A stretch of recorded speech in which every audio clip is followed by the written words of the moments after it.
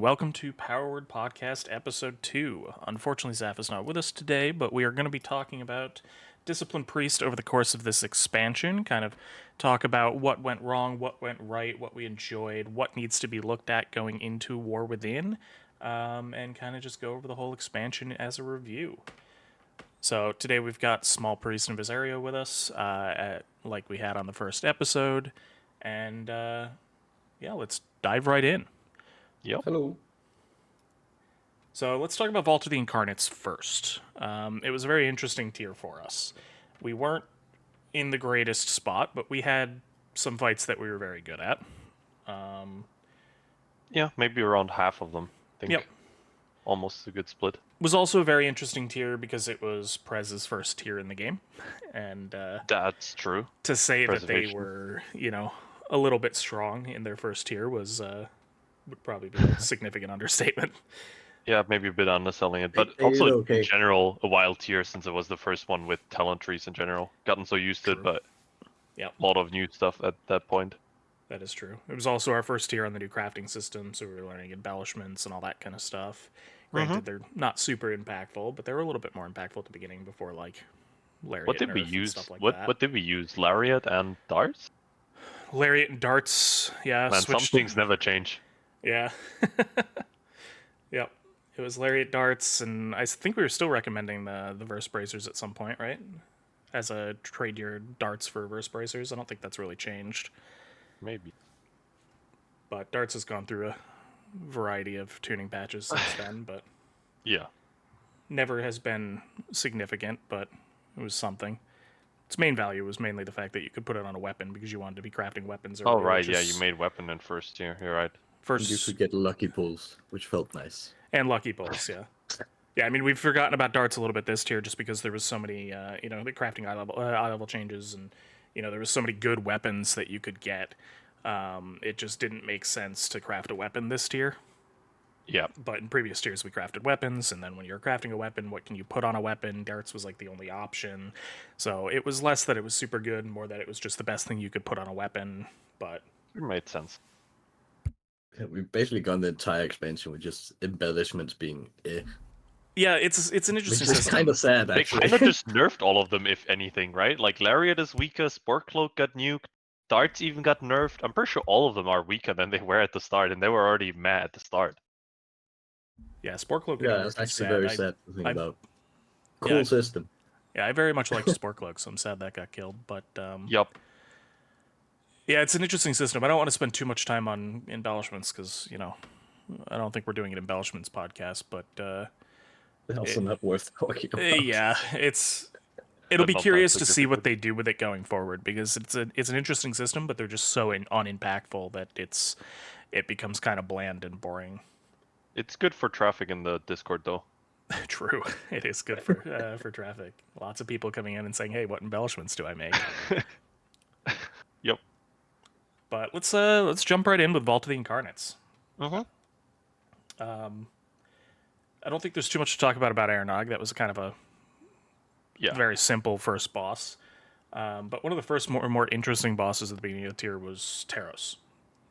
Yeah. So I think I've tested every boss on beta back then for Vault, and I really thought Terros was an absolute banger. Like I just thought that was gonna be my absolute favorite fight. Just had to deal a little bit with the movement. It's not gonna be that bad, and I'm gonna love that fight. That did not turn out to be the truth. It was, oh man, was it a tease when like you get the spikes, which happens so often. Like every time there's damage coming, there's gonna be spikes, and people are gonna get it. Or you get the soak, and you have to move so far just to place these spikes down, then dodge again, and then there's already the damage. It was so rough. Like you could get a really good pull and not have any of the movement, and it would be nice. But even then, it didn't feel like this could really output as much as you would think on a fight that lined up this well. Yeah, You know? that was actually very unfortunate. Like Ha- everything just on paper, it made sense. But Yeah. then the mechanics are just there. You had Which Evangelism for sucks. every phase once. You could even play Enduring Luminescence on this and have it for every like big damage thing. You could have double radiance, or you could play Bright Pupil, and I think you even get an extra radiance sometimes. Like it made sense. It just numerically didn't really work out. The other healers could just kind of keep up or do better. Yeah, that was unfortunate. It was also kind of the first fight where we had, normally we would consider Disc a fairly resilient healer in regards to interruptions for setting up our ramps, right? Because, Yep. we have a lot of instant casts available, or all instant casts available for all of our single target portions. But the part that we do have to be planted for is our double radiance casts. So, once we get to the double radiances, we have to be planted for the double radiances. Once we get those off, we can then spend a couple movement GCDs doing things like, evangelism, pet, and, throwing out the penance and moving on dot refresh. And, like, we had options. We were still playing Solace back then, so, you could move on Solace, and you had plenty of movement options for when movement was trying to interrupt your ramp windows.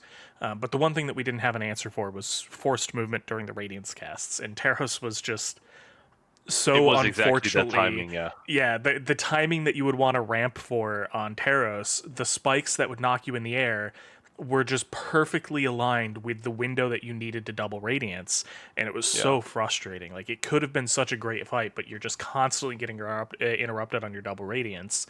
And that was one of the tiers where, like, Prez was so oppressively strong, and some other healers were very, very strong, that if you had to, like, delay your radiance cast and your ramp is late, you're just not getting anything. There's nothing left at that point. Or people have already rotted out and died if you're the person that's trying to solo that mechanic. It was just very unfortunate that the mechanic happened that interrupted you right on the radiance timing. Yeah, it was. Also, you just gave me some insane flashbacks with saying that we played Solace during that. I blocked that out of my memory that was a thing. Man, But I just saw the flashbacks of, like, Mind Blast, Solace, Mind Blast. Yeah, should I flash a picture of the rotation from back then on the screen during this? Yeah, that's a good idea. And It also makes me now. it also made me open a log of me on Terros and realize that I was playing Contrition on this, so it was a long farm period apparently. You just pulled up a random log and you were just cooking with Contrition? It was actually my third highest HPS, I'll have you know that, and it was Contrition, yeah. It was the 12% Smallpriest HPS. special. Yeah, really was. Just pulling out some random talent that's terrible and just doing But yeah, well with it anyway. Terros in general was just, it seemed like it would work so well, but then it kind of just ended up not being that great because the movement was just kind of too rough at the wrong moments, honestly. And also, that fight was genuinely hard to survive at the start of the tier sometimes, I feel like. Yeah, it was easy to die on that. Yeah, like, it was really easy to just die on that. I remember our very first initial talent tree we pushed out. I think we were slacking a little bit on the defensive options in the class tree. And I remember Terros was the first boss we hit where I started moving some of the small HPS points. I think because we were still running mind games, I think I started moving some of the extra mind games points over into, like, Desperate Prayer HP and stuff like that to try to keep myself a little bit more healthy. Dude, I'm pretty sure. Wait, what was I going to say? Something about Terros as well. Oh yeah, we didn't have double PS back then either. That wasn't a thing on Protector of the Frail. Correct. I'm pretty sure. Yep, that was like new. At the start, Protector of the Frail was just the CDR and not the extra charge. So that would have been really sick on this fight too. Having, like, you usually get, like, what it was 4 quarters, so you would have 3 PSs in 4 quarters. That was pretty good. Yeah, it would have been massive. Yeah, I mean, that talent's coming clutch on this tier for, I don't want to jump forward on this tier yet, but we'll talk about that when we get to Mudrasil. But it's a very good prog talent. Yep. But yeah, I think Terros just has the major issue of which we'll get to know a lot today, being movement sometimes. Just around the just when damage is around the corner. Going into Faded, that's gonna be one of those moments where I'm like, I wonder how Uppies works on this mechanic. True. Oh yeah, I'm definitely gonna see if I can survive that spike with Uppies 100%. You know, it would have been great if we had Terros, but if we would have voted for the instant cast Radiances. That would have been great. That would have been really cool, yeah. Don't have to worry about that. But instead, we voted for the tier set that's like 40% of our HPS. I don't know why we did that. Yeah, I can't blame us too much, I'm gonna be real. I'm gonna lie so much to Uppies and Faded. Yeah, It's gonna be so good. Yeah, I mean, messing around with uppies in some of these fights will be fun. There was a lot of, I mean, I don't want to jump forward too fast, but trying uppies on Razzageth will be interesting too. Oh, absolutely. There was multiple fights that had, we had Dathea and Razzageth that had big pushbacks that you could potentially negate. But, I don't know, just going in order, what else? Is there anything you guys want to talk about with Primal Council? I don't really think there Council's was... boring. Council, well, Yeah. there wasn't really too much on Council. Sennarth. Didn't heal. Where's Mindbender on cooldown? Sennarth was a the banger. the absolute opposite of Terros. Hated it on beta, played it on live. Absolutely great fight. It was one Like of the my favorite mechanics fights in the itself tier. was, Sennarth's like like the a fight mechanics. that most people hate, right? Yeah, For the some mechanics reason, everybody itself but are the super discs. annoying. I think like the whole net thingy and being slowed and sliding around and the tornadoes. It's annoying, right? But like healing wise, I thought that shit went hard. Even last phase, that was so Yeah. intense. Like week 1, week 2, last phase. My God, that was something. Yeah, I agree. They were absolutely cooking with that. That was a fun fight. I would love to see more fights like that. Yeah. Even the movement I enjoyed. I know a lot of Yeah. people really disliked it, but I enjoyed it. Because it was more...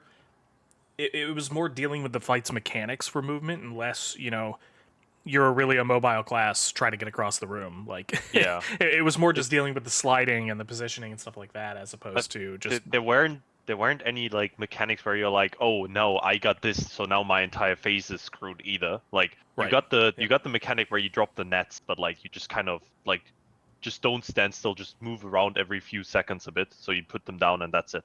I guess we were also a little bit blessed considering the fact that we could run fade to we can immune it remove with our stacks. thingy. Phantasm. Also, I think I like the mechanic of the way the ad worked, where you could kind of decide how much damage you take based on how fast you kill the ad. Yeah, you put more cooldowns into it, the ad dies faster, you take less damage, but you put more If you cooldowns have into more the boss, cooldowns, the you can put boss's more HP damage is into boss, lower, yeah. but then you have to heal more. Yeah, I like that kind of stuff. Thought that was good. But yeah, in general, I think Sennarth was great. This worked well on it. You had Evangelism for every ad phase, and then last phase it worked fine as well. There was enough frequent damage that last phase you can kind of like every cooldown worked out there, honestly. Yeah, you're almost just ramping on cooldown for the most part. Yeah, I thought the fight was good. Agreed. And then we had one of our least favorite fights, Dathea. Yeah. Did anybody Yeah. like Dathea? Was Dathea a good fight for anyone? I don't think anyone likes Dathea. I think if you were like an AoE DPS class who got to pad ads, Who got to go like up and pad, yeah. That's the only exception.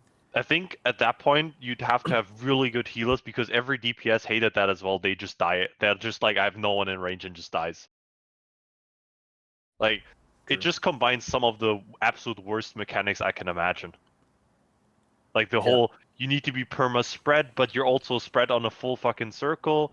The only great or like cool raid-wide damage is happening during an insane pull-in, which the majority of healers just couldn't deal with. Like, although I will say there was some fun, like, stand at the back of the room and, like, fade away lights wraths as you're getting pulled in that were kind of enjoyable. That's true. But it was still a shit fight. It felt a bit too inconsistent to pull off because you had to constantly like spread debuffs or not spread debuffs, walk into the ads to activate them. Yeah. So it didn't really feel like you could actually do it consistently. At least I couldn't. I had my fair share of pulls where I'm sitting there getting pulled, trying to get my, trying to get my Light's Wrath off or trying to get some part of my healing off to actually do relevant healing of the fight, and then some guy runs by me while getting pulled with the debuff and spreads it all over the place, and it's like... Absolutely. Lovely, thanks. Absolutely. And not only that, the pull-in, whatever the mechanic was called, Cyclone maybe? Yep. It was also on like a 85-second timer. Maybe Viserio knows better, but it was the worst shy part of the 90 fight. Seconds. So and it feels so intentional too.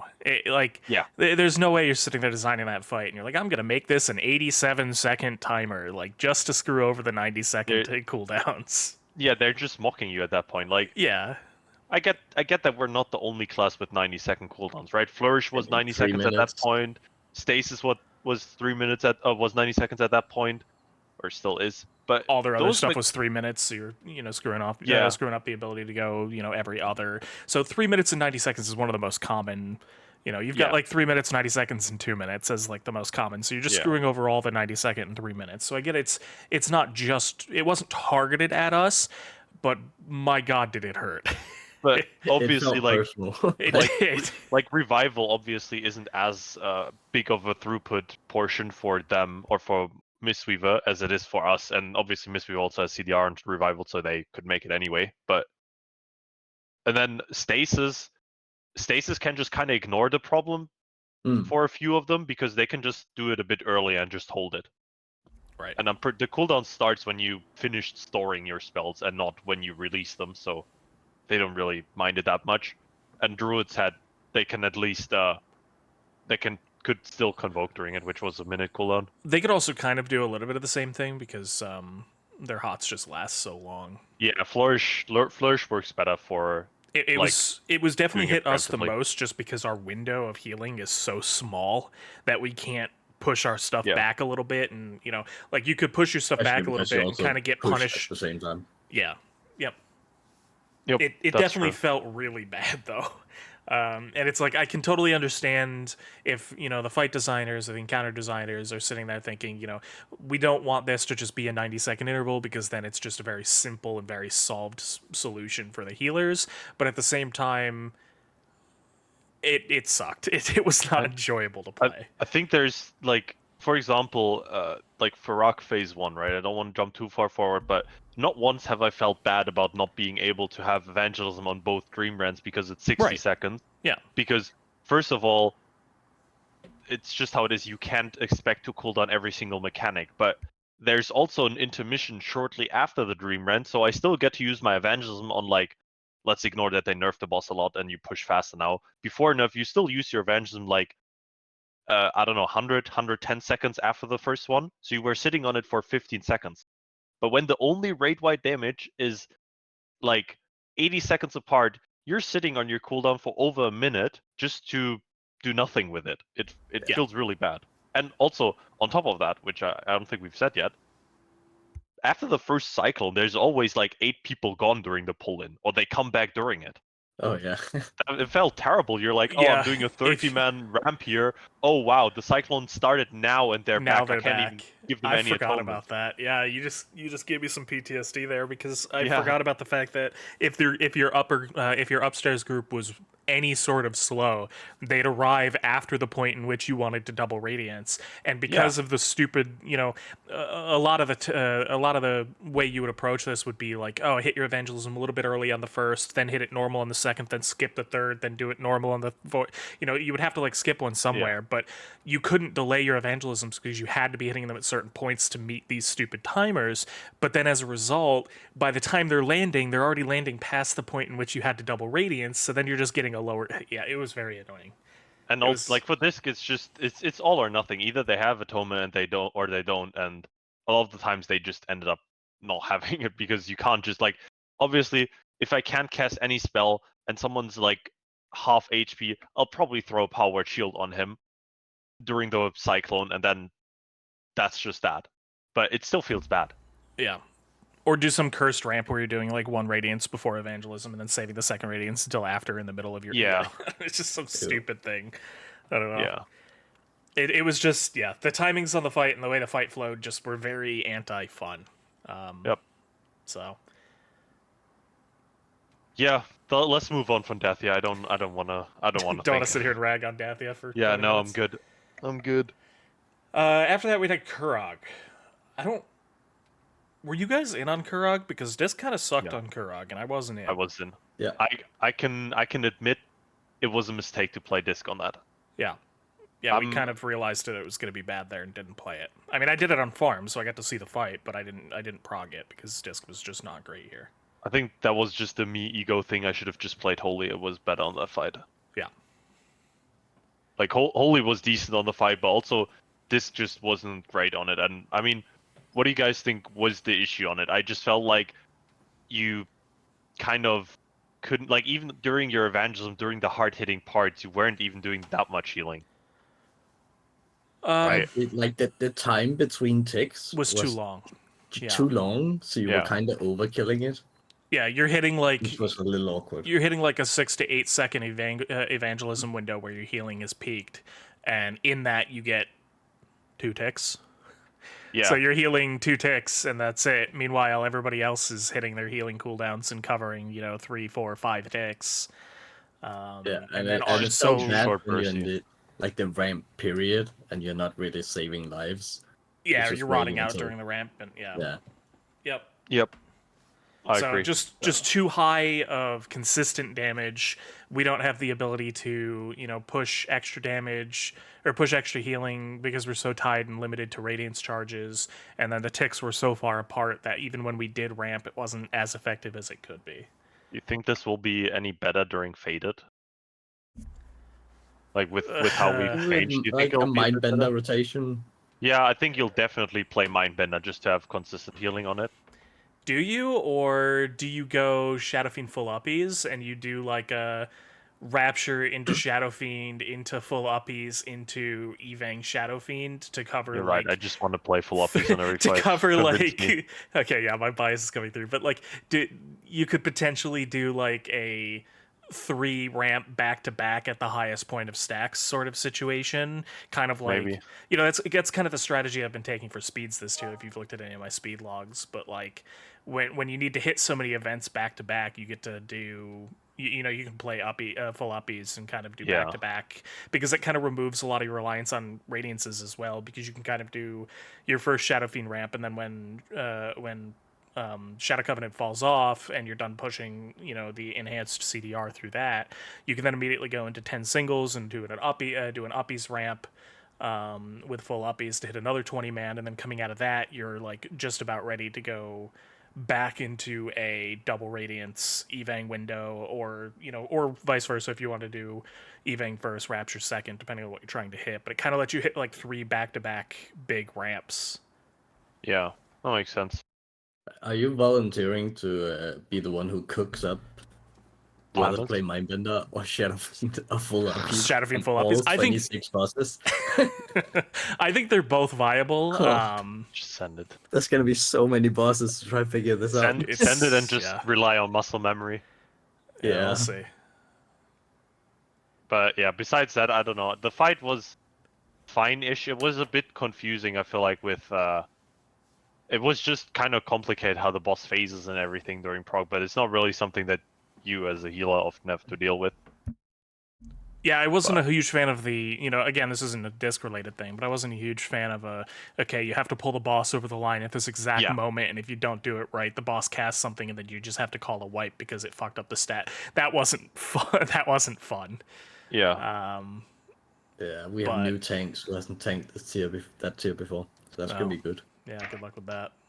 Yep. But yeah, I don't think it was a terrible boss. It just wasn't a good disc boss. Yep. So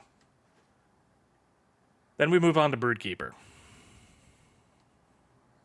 I enjoyed Broodkeeper. Like Broodkeeper, yeah. I didn't have any problem with it. Did you follow ads, or did you sit on boss? I was doing ads I was also ads. together Just with Druid, I think. I think that's what we did too. I think it was me and AO on ads. I thought I think there were some discs that were staying on boss, but I don't really get the point of it. I think that was just a mistake. Disc was. I think disc was better on ads, but I think disc could do either fine. I don't. Oh yeah, it can. It just. I don't know if think I would disc call it a does ads mistake. better than others. Yeah, I just don't know if I would call it a mistake. I think disc is better on ads, but I don't know if I would call it a mistake. I think disc was fine on boss too. That's fair. It's not like reefing to be on ads. You're not gonna be bad there. It's just I think on boss. Sorry, yeah. I just think disc is better on ads compared to other healers. I agree. But I think the main reason for that was we gained so much free stuff for this expansion for like ads or like in M+ stuff in general. Like small group healing got significantly better with Radiance healing a lot actually. You have Revel giving you a lot of spread of Purge the Wicked on the ads, which you can easily utilize on them. You have low Radiance cooldown, so you can actually you don't only do your big ramp and nothing in between. You can do those small groups, frequent healing windows. You have Twist of Fate constantly proccing of ads that just get low. All these things go together, and you also have Shadow or Death that does insane healing when the ad is below execute threshold, being Having able people to pass it twice. having people in execute range a lot was a big deal. That was Yep. a really significant portion of it, being able to Especially- constantly hit execute targets. Especially on the like dragons that you had on the ad side, which were the Yeah. majority of the damage. What Yep. it felt like most of the time was you kind of ran out of healing on the end at the end of them. So Yeah.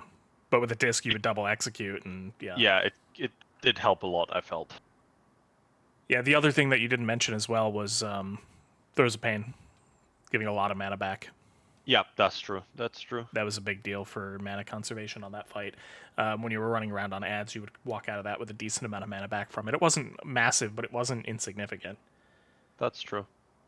And I think last phase was kind of nice, but maybe this was a me issue, but I never got the like hang of what mechanic happens exactly when. Like for me, even though I've killed the fight, let me lie, how often have I done it? I mean, the fight was just very much, this applies a dot, and the dot was like 15-20 seconds. So Yeah, I have 15 Diurna kills, and I could not tell after the 15th kill, Yeah. I could not tell you like after X minute what minute mechanic happens next. Like it was genuinely every time I would just check, okay, heal absorb, sort of like freeze, heal absorb in X seconds. Let's check my Radiance cooldown. Let's check Evangelism cooldown. Okay, let's see what I'm gonna do. full YOLO. Like it was a that's- hectic last phase. It was, yeah. Which isn't a bad thing. It was just, it's weird. I feel like usually after a few pulls, like even Nymue I have the hang of, and I feel like that fight doesn't have, it just kind of, like it all just kind of happens. Council I have a rhythm of, but this one feels weird. But it's okay. I'd You agree just with kind of that, just yeah. blast. But overall, I think it was a fun fight. Yeah. Yep. Yeah.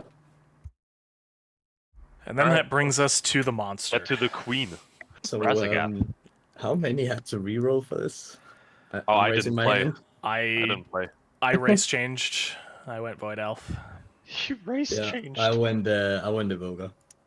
So You went Evoker. I went Void Elf. I went to level an Evoker, but then there was no point, so I just played something else, like a different game. a different game.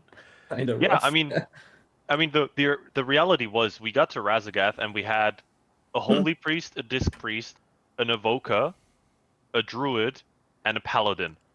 And we realized Druid can do the same thing that Disc does, but kind of better even, or like equally as good. And you kind of need a priest in any way, but we have a Shadow Priest. Yep. But We you also also ran need Shadow more Priest. than one Evoker. So it was just either me or the other Holy Priest rerolls Evoker. So, Yeah. and since she already had an Evoker, it only made sense, right? So that was just that for me, which I think that was the right choice comp-wise as well. But Yeah. We ran Paladin double annoying. Evoker, and then we were trying to decide on the third slot. We ran some with me going Void Elf, but we did have a Shadow Priest in, so we kind of made the decision. It was like, do we run myself or do we run AO for Resto Druid? And we kind of just decided the Resto Druid option was better because we already had double press in. And I think that was the correct decision because it was not a fun fight. I know Disc got played on it on Race to World First, and a lot of people thought it was very good on the fight. And we had the bug when on the shield phase. I was gonna with say, DA, that made that part really easy because we were getting so inflated with the DA bug. But it wasn't only DA even, right? Wasn't it like Atonement in It general was straight also up bugged? double dipping. Like, yeah, it was just double Atonement was dipping with a lot bugged of things. and DA was bugged for a while too. Yeah, Yeah, DA was ridiculously strong. So you would just have this priest doing like 50-60% more HPS in phase 2 than everyone else. yeah, just because of that bug. Which, I mean, fair enough. If that's what you were struggling with, or like if that was enough to make this valuable for them, that's fair enough. But Yeah. once it got fixed, it definitely Definitely was wasn't less the correct valuable. play. And so what was the problem for Disc on that fight? Like obviously, specifically phase 1, the knockback for Priest in general is just not survivable without help. You needed And you help. needed a lot of help. Yes. What did you need? You needed like 2 or 3 rescues, maybe even. Yeah, I mean, Think for you me, it was 2 rescues, a gateway, and a Void Elf. Mm-hmm. Yeah, you needed either one Evoker and a race change, or you needed 2 Evokers. 2 Evokers, yeah. Or you could do like the priest grip train, but that's probably Yeah, not we did a on a few, but it's annoying. Yeah, we tried to do it with me getting rescued and then me gripping somebody, and it worked. It was doable. It was just so unnecessary. Yeah, If that's I what they think, want us to be doing on those fights, fine. But it's weird complication that doesn't. It wasn't super enjoyable. and besides the knockbacks, I think phase one was it was fine, but the bombs were maybe a bit annoying with the whole walkout. It's like Yeah. Yeah, similar to Kurog, where yeah, we have movement during ramp, we can move during it, but not during radiances. And usually the bomb goes out, you have like 5-6 seconds maybe until it goes boom. So that's when you actually want to start casting your radiances, yeah, and then go schism. That's still what we had then, schism penance or schism light's wrath or whatever. And you just didn't really have the time. If you got a bomb and you had to go to the wrong side where you weren't really prepared for, goodbye to that ramp completely. yeah. The Just ramp don't is just bother. gone. Yeah, Razzageth was kind of a and it was kind of the perfect storm of all the mechanics being in the worst possible spot for you to actually be able to play your spec properly. Yeah. It kind of felt like every mechanic was kind of purposely put in a situation where you didn't really get to play. There was a lot of you got the bomb at this time, so you had to skip this ramp, or your ramp was just insanely scuffed, or Mhm. it wasn't a very enjoyable situation. And we'll talk about there's other fights where this kind of happens on other stuff, but we'll talk about we'll throw a name on it. We'll call it the passenger princess problem of disc not really being able to handle mechanics on their own really, and kind of being heavily reliant on things like rescues and stuff like that. And we'll talk about it in this tier with like spell bops, and when Og gets added, we'll talk about it with spatials. So Og got added after halfway through Aberrus, so a lot of us were already done with Prague, so we didn't really deal with it in Aberrus much. But especially once we got into Amirdrasil, Spatial was a really big one there. We used that a lot Yeah. in Amirdrasil. So it's like we're kind of just becoming very heavily reliant on externals and stuff like that. So we'll talk about it on other fights too. But this was kind of the first fight where it very much felt like we didn't really get to play the fight with our own kit. We were kind of just heavily reliant on being carried around and moved around by other people. Yep. That is what it felt like. And the thing is, besides, like, if you didn't get bomb, if the knockback was fixed, you actually did okay healing on that fight, I think. Yeah. If the stars aligned. If the stars aligned, it was Yeah. fine. The timers Like, were fine. Everything was fine. Phase one healing was okay. You just had the bombs. First intermission. I mean, it was okay. There were like the healing absorb you could deal with. I don't know if any of you guys got to do it or if you remember. It was 3 healers on right side doing the healing absorb ad, and then Paladin on the left side, usually Paladin, doing the other melee group, right? Yeah. Yep, that's what we did. I don't know if you guys got to do the Paladin side once. I did. That was actually super fun. That was giga chill, like solo healing that. I never I got only to got to do the it solo once, side. but that was actually really fun, and I kind of wish I would have gotten to do that more. But yeah, the heal absorb side was fine. P2 was actually pretty decent as well. Correct me if I'm wrong. I think P2, the like storm thingy where we got the double dipping, that was also close to 90 seconds, but not quite. Was it 80 seconds? The storm That surge? sounds correct. I would have to check logs, but that sounds correct, yeah. I am checking as we speak. I don't think you got to Evang every single one.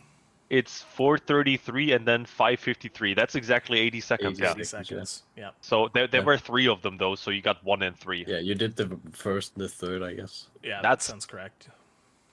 That's still okay, but that was still kind of like a tease similar to Yeah, little Uranus. cursed. That one definitely not felt Uranus, less but bad, Dathea. but yeah, it definitely was a similar thing. Felt less bad because I didn't play Disc. Good point. Yeah, that part felt really good when I was playing my Evoker. Yeah, you're not wrong. Phase 2 in general was okay though, I thought, but then I didn't mind again, phase 2 or phase 3. I liked phase 3 as well. It what was just about phase the 1. second intermission? I I think that has to be one of the worst phases I've ever didn't played like in the World of second Warcraft. intermission as well. That That was fun. terrible. I'll be real. I was sitting there thinking about parts of the fight where I didn't, where I liked and where I didn't like, and I had blocked out second intermission. So I think that I does did me. too until I looked at Warcraft logs and did the all phases drop down and saw Yeah. intermission the vault falters. I was, oh man, So yeah, I think I didn't like it because I had blocked it out of memory. you could You could have, like, I got thrown into that, obviously, since I wasn't in on prog, and I got to do it on farm. That intermission, I never understood. I've absolutely no idea where I'm going. That was way too complicated. The platform is round, there's nothing to orientate on, and it's just like, yeah, go to the far edge, they teleport somewhere else, there's small ads spawning from this direction, the dragon is flying through the fucking thing. There's vault spawning. That phase was terrible. It really wasn't that hard. No, it was for me. Okay, Yeah. I was gonna say I Okay. didn't like it, but I didn't think it was this bad. Okay, maybe Small this sounds was like he was Like- completely I'm lost. pretty sure I just went left, and then Yeah. I gave way right, and that was it. Small's like the platform was round. I can't figure it out. Guys, what the fuck? Where's north, man? What are you saying? Right, like the entire fight design was like 3 round platforms, and you're like jumping between them. And, like if you don't Clockwise or have a good counterclockwise? sense of direction, you're just like, where the fuck am I? Which platform? Are we going left facing What phase is inwards or this? outwards? Alright, okay. Maybe it was a me issue. I didn't like the phase. It was genuinely confusing to me, but phase 3 was good. I thought phase 3 was really fun. Phase 3 was fun, yeah. And you didn't really feel like you need help in phase 3 either, honestly. No, I mean most of the frustration with the fight was definitely phase 1. You know, it was the combination of needing to be carried through all the winds because, you know, either relying on a racial and like Void Elf or gateways or rescues and just not having or getting gripped or, you know, I don't know if you did any of the polls where prior to me swapping to Void Elf, I was doing the goblin jump shit. That was stupid. Like fall off and goblin jump back after. Yeah, get thrown off the edge and then that's goblin the jump worst. back. So we did some polls with our Resto Druid in first. That was our original comp. Our Resto Druid had some IRL stuff and stepped out for a day, for a couple days and stepped out. So I stepped in. So I came in when the guild was like 60 pulls into P1, and I had to start progging P1 for the first time as a disc. The evoker that we had rescuing me ended up not being with the guild the tier after and was dropping me off like halfway through the platform.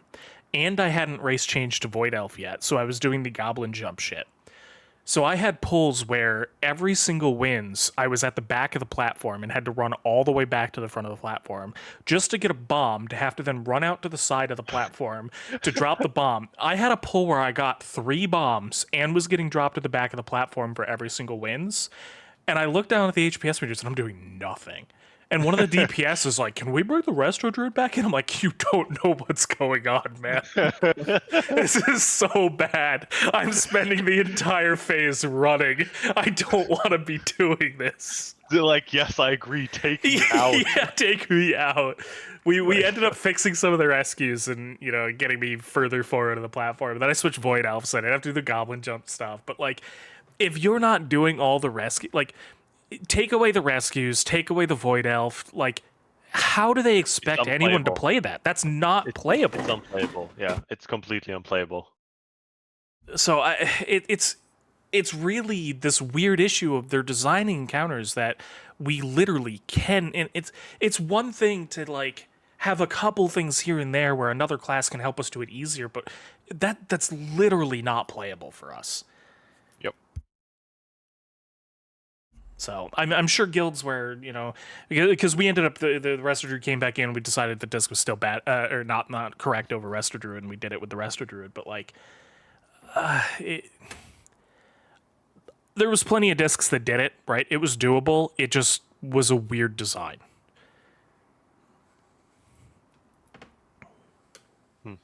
Yeah, I'm with you. So But Alright. on Faded, we have Ubbies. Yeah, do. we'll You be can back. try. We'll be back.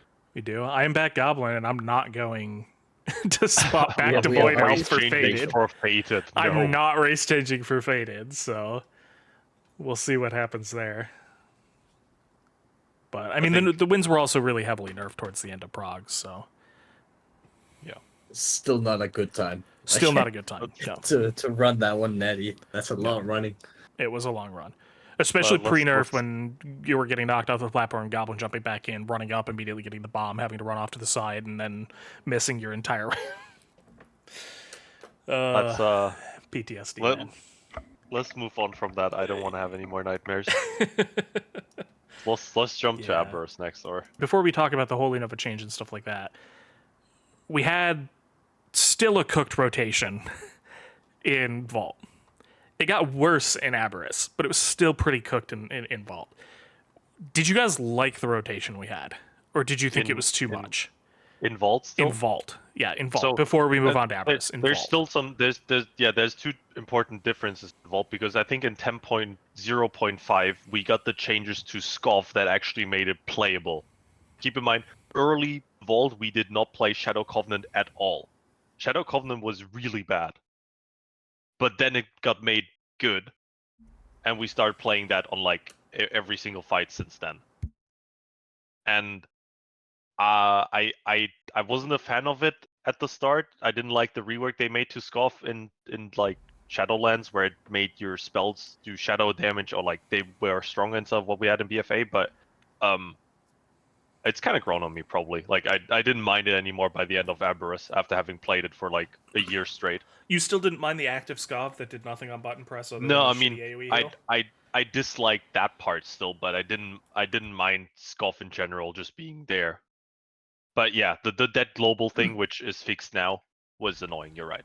Yeah, I mean that's definitely fixed with with it being a passive, but I think that Yeah. was one of my biggest complaints of it in general, was having that dead global in the middle of your ramp. I mean, we're so timing focused, and we had some cooked ramps that we were recommending. You want to hear the 0.5 rotation? I have it on screen right now. Yeah, list it like, off.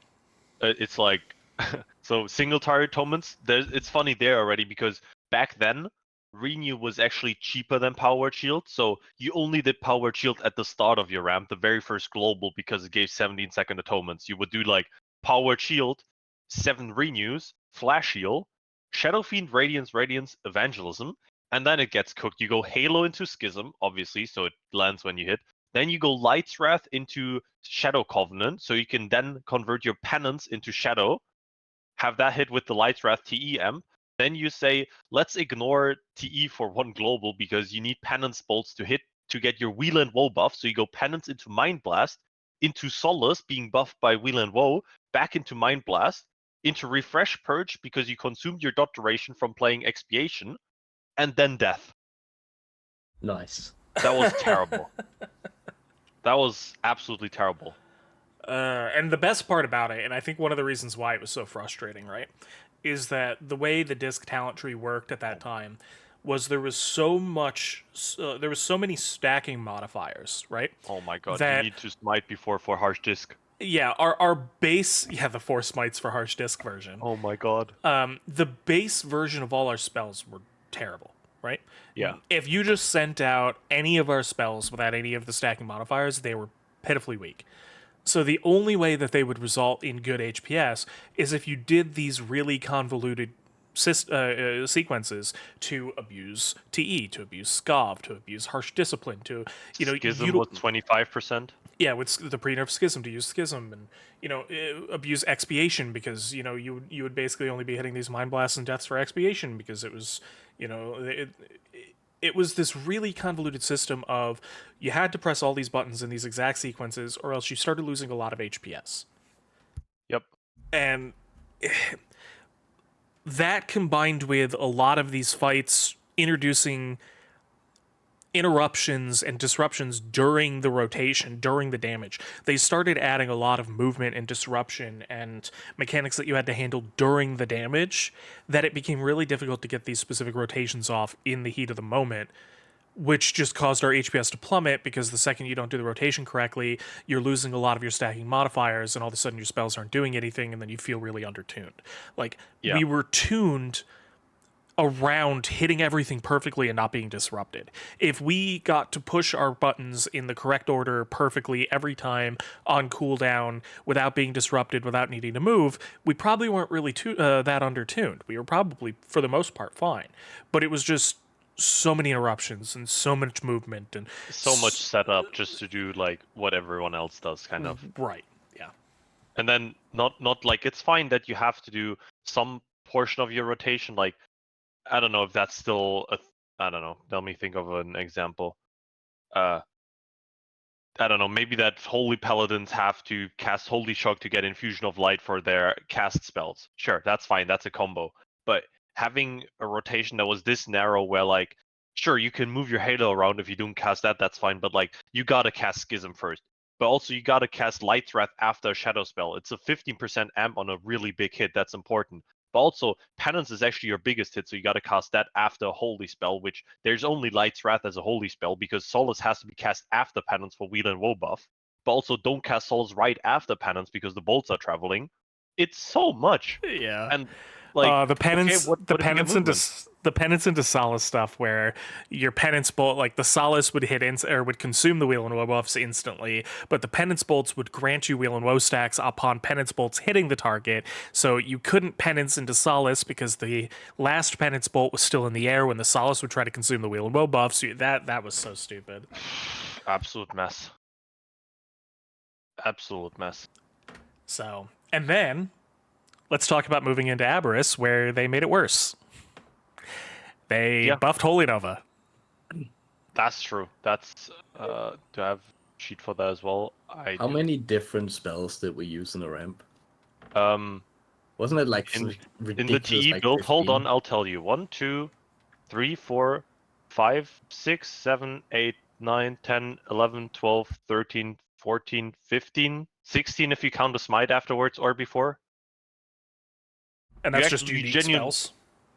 That's unique spells. Different spell IDs. Yeah, that's Power Word Shield, Renew, Shadow Fiend, Flash Heal, Radiance, Evangelism, Shadow Covenant, Halo, Schism, Light's Wrath, Penance, Holy Nova, Mind Blast, Purge, Death, Smite. They're genuinely specs that don't have that many buttons on that bar. Yeah, and we were pressing it in a single ramp. Yep. In a specific order. Yeah. While doing again, now you just replaced your Solace basically with Holy Nova, because I think Wheel just wasn't played anymore. Maybe I don't remember what changed, why it wasn't good anymore. But yeah, you kind of just did that. They fixed the Power Shield being too cheap though. Yeah, they equalized the mana costs. But yeah, the rotation was kind of a nightmare, which is also because at the start of that patch, if you remember, we introduced a different build, which we called Full Shadow, where we just said, I don't care about TE, I'm just going to cast my shadow spells during Scoff and not give a fuck. Yeah, and so it would just be like, preserve your mental health build. Yeah, just cast Scoff, Schism, and then just do Penance, Halo, Mind Blast, whenever. Don't care, do it what you want. Because when we did the math, it came out to be, I don't remember the exact numbers. Yeah, but like something 6-7% behind. Yeah, like 6.5% behind, which is not insignificant. But if you get to go from that convoluted mess that we were just talking about to press Scov and press your shadow buttons in whatever order whatever order you want, that's worth the 6% loss. Yeah, I agree. That's why we made the build, but I'm not actually sure what fights we ended up playing it on, honestly. I don't really remember.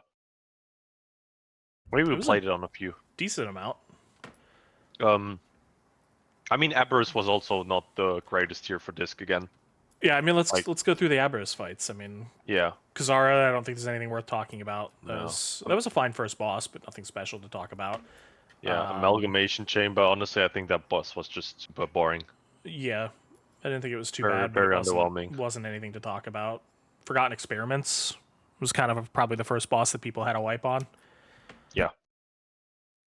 It's I'm not a big fan of the whole Master Spell thing, and I hope the boss dies quickly so we don't have to deal with that long cooldown a lot during Faded. Yeah, that's gonna be fun week 1. I hope it just dies quickly. But yeah. The fight was okay. I thought the damage in the second phase was cool, where like you had the eruptions from the second guy, but you maybe still had the first guy doing his screams. But last phase was super underwhelming, just kicking the ball doing nothing. Yeah, like forget to kick the ball and just play the fight for 30 seconds longer. Yeah. It didn't matter. Just go. Then we had Assault. That's not even a boss. That was a trash pack. Yeah, one shot. Then we got to the actual first fun boss, Rashok. Yep, didn't get to prog it, but I thought Disc was decent on it. I'm glad to have seen that even Race to World First realized that Disc was good on there, yeah. I think it was Method doing it first. I think Method was the first one to do it. Was it crazy playing Disc on it? and he was doing well, I think. Yeah, I don't Yeah. remember who exactly, but He I was think it doing must pretty have been- well, which was good to see because like, obviously if like Echo and Liquid didn't play it before, it just kind of trickles down to everyone being like, okay, you cannot play Disc on this. But I'm glad that he kind of showed that Disc was doing decent on it. And Yeah. Rashok was a tight DPS check, and at that point, Disc was already the best DPS healer The by DPS quite a big mattered margin. a lot. Yeah. So Yeah, and I guess before we talk about other bosses in this, big part to talk about here was this was like Holy's dominant tier.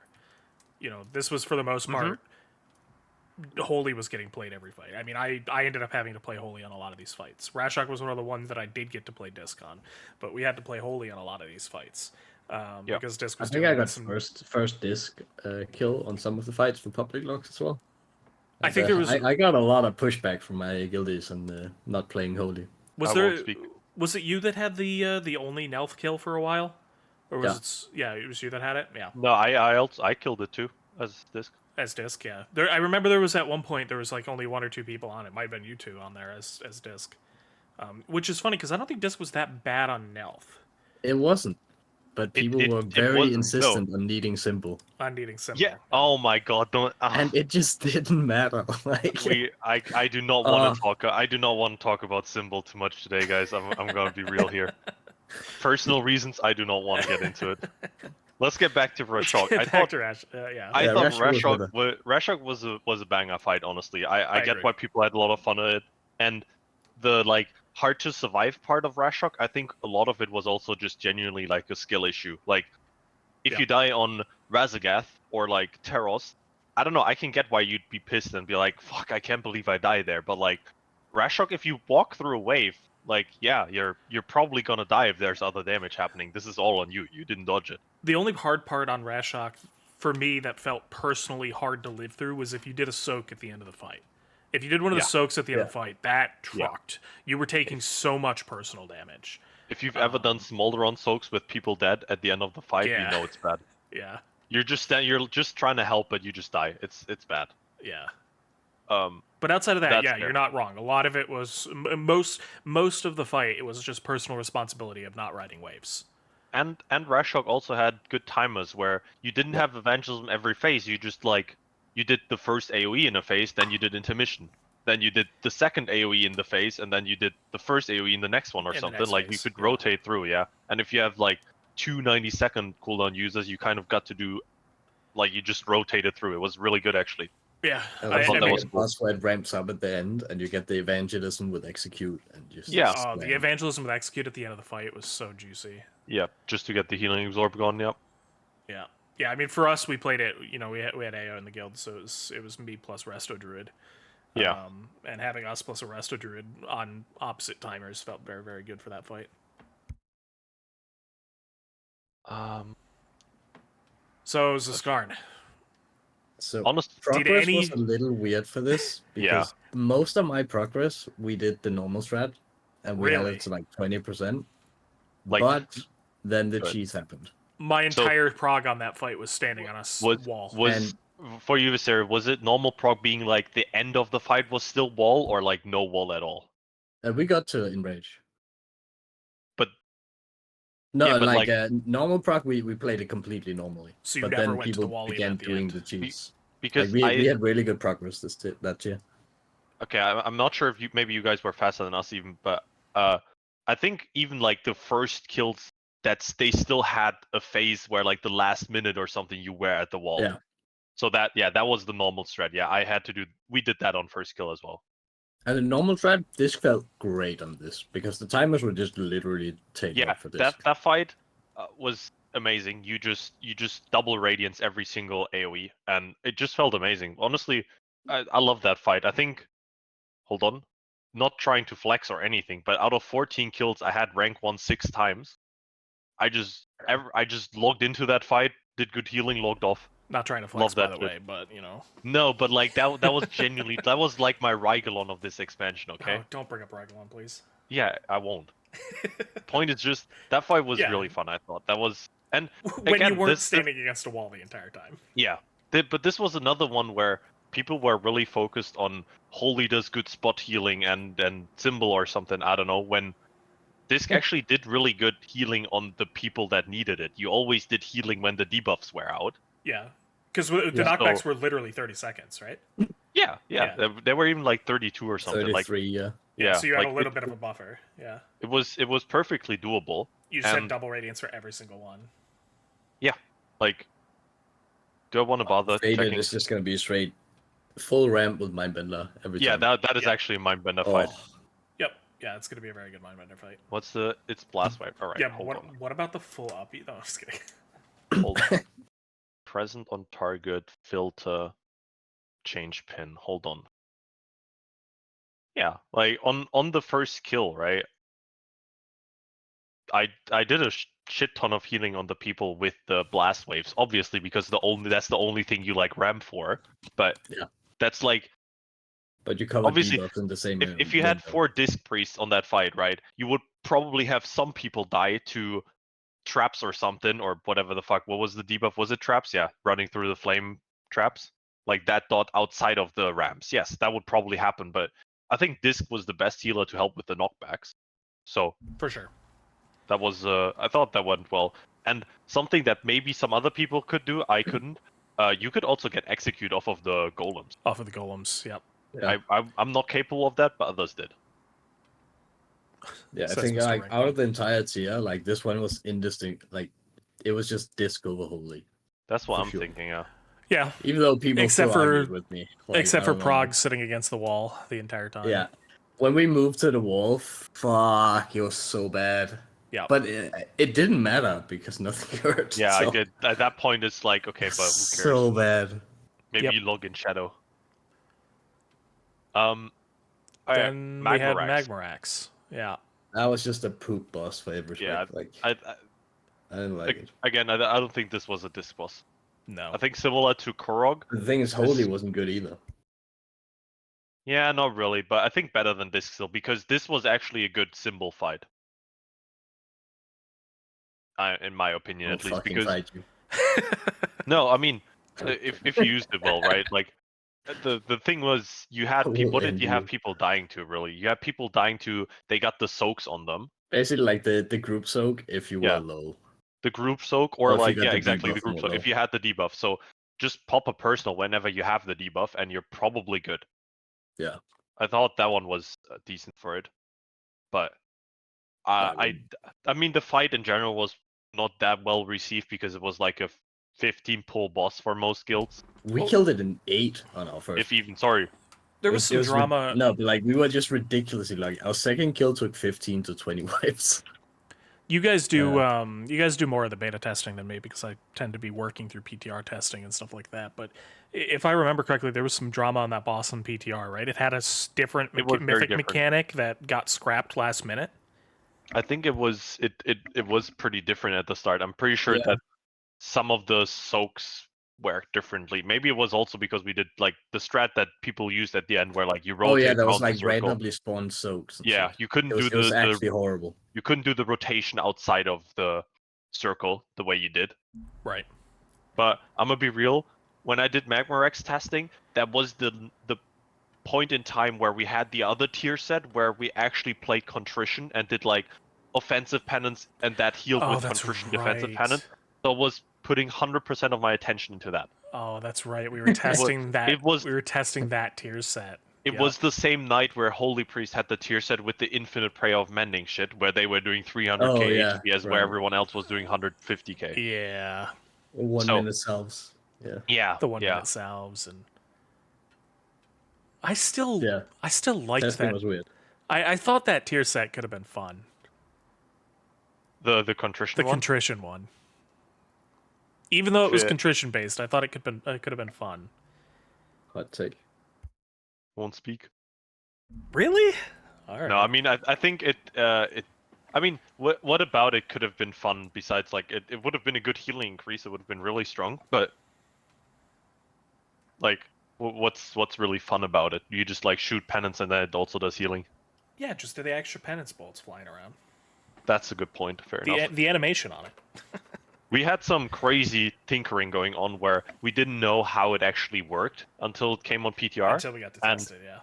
Yeah, and we thought that healing allies because it said it does X% of healing done as damage, we thought like healing an ally will then throw damage bolts that do atonement. So you could like, if you atonement the ally and you throw like a Power of the Dark Side penance into someone that has healing amp or has GS, you could actually do a shitloads of damage with that. Oh, I remember But that cooking. that didn't actually end up working. Yeah. It would have been broken though. You would have done like infinite healing with that. It's good that that didn't work. Was that the same tier that we got that one, and then they came out with the Greater Atonement one? Yeah, Was that Greater the one Atonement was afterwards? right after. Yeah. They then dropped the Greater Atonement, and then they scrapped the Greater Atonement and gave us the instant casts. Yes, that's Yeah. the order. Yeah, the Greater Atonement one was an interesting concept, but it never would have worked. That was a giant. That was a giant issue of how do you actually implement a second atonement like that. That, what overwrites what, and if you have Greater Atonement at 1 second, you try to apply a 15-second regular atonement. Do you, refresh the? Do you remove the Greater Atonement, or do you have it like last for the 1 second and then it falls back to the? There was a lot of questions on how it was going to work. Yeah. And I think that's probably why they scrapped it so fast, is they probably went to go implement it and realized that there was a ton of questions that you had to figure out for implementing it. It was probably way too complicated for a tier set from an implementation perspective. Yep. It's interesting that they've proposed that for a tier set, because that means that it could be something that they come back to at some point, for like a talent or a hero talent. But for a tier set, way too complicated. Yep, I agree. Want to move on to Nelth? Sure. Yeah. I think for me, Nelth, the biggest problem was honestly just the whole bomb position thing. That made the fight extremely unenjoyable for me because I was genuinely really bad at it. Like, my guild got really mad at me because I genuinely couldn't figure it out. Like, this wasn't any other issue. It was genuinely just I couldn't figure out the positions consistently, and it would just wipe us, right? Obviously. Were you not at the bottom of the list where you would just always get either 4 or 5? No. Well, so you were doing the 3, 4, 5 flex? If you had like 2 priests, it would mess up. Yeah. Because there was like 2 different positions that you could be on the list if you were a healer. Maybe I was 4 and 5, but I still had problems with it. Like this, it might just be a bad issue. Completely true, but it just really made it enjoyable for me. Outside of the fact that you ran out of range on some of the sets. Yeah. Yeah, that happens. But like besides that, I thought phase 1 healing was okay, nothing great. Phase 2 healing kind of the same. At least phase 2 felt like there was actual damage coming in with the ads and stuff. And then phase 3 was just hilarious because of the bug. The bug was so that's fun. definitely one of my biggest memories of that tier. Having on our first kill, having the bug happen. Me saying, no, we actually did a little oopsie where we get the knockbacks in phase 3, and one of our healers, my co-healer, accidentally breaks a wall, and we get like 3 or 4 stacks. Oh no! And we were rotting down, and I'm like, I press push to talk, and I say, don't worry, I'm gonna bug it, and I just send out the bug, and fucking crit us to full HP and absorb it fully. It was literally 200 million raid-wide healing. Yeah, like that, and the way I found it out, right? Just capped out. The way I found out about it was genuinely just, I was just playing normally, right? I penance, I walk into the circle, nothing unusual, and then I look at the log, I'm like, huh, why did I just do 8 million overhealing? What happened here? There were some things wrong here. I mean, literally one penance bolt would just cap out a Divine Aegis shield on everyone. So here's a real question: Do you think just see it on your raid frames? Here's a real question: do you think it'll be fixed for Faded? No, I don't think so. But we don't have Light's Wrath, so it's just penance now. Light's Wrath was actually really easy to do with. Yeah, Light's Wrath was consistent. Penance was actually harder to do. Like, it was actually kind of RNG. Yeah. I don't think they'll fix it because it feels like it's so niche, and it's just the interaction was so awkward. Where it's like the time the healing is calculated is like different, and then for those that don't know, just to explain it real quick, on Neltharion there's puddles in the last phase, and if you walk into them, you get a 99% less damage done debuff. it's just to like prevent DPS from like having to greed for good spots, right? It doesn't matter where you walk, you have 0 DPS anyway. So ranged can go wherever, melees can go wherever, they can't do damage anyway. So but because discs damage or healing is based on damage done, apparently they did some math behind the back where if you're inside of that portal, because you only do 1% of your damage, you're actually doing like 100 or 1000% of your damage and healing.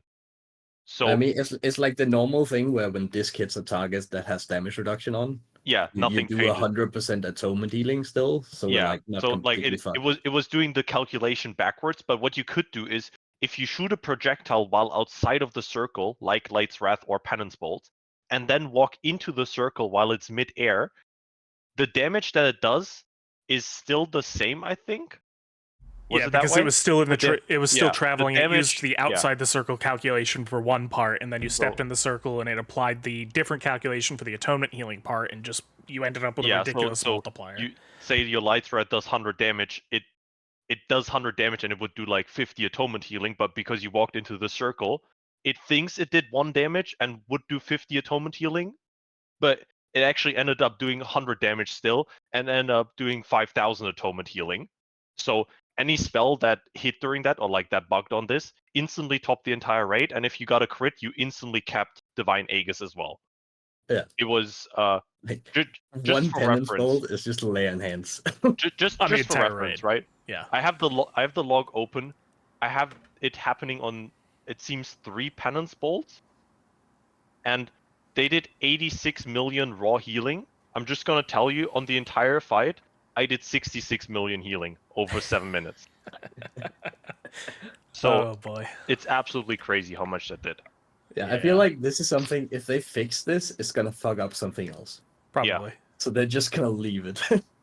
But it's also going to be faded on one random boss, and it's probably not going to be fixed. But besides that, I thought the fight was fine.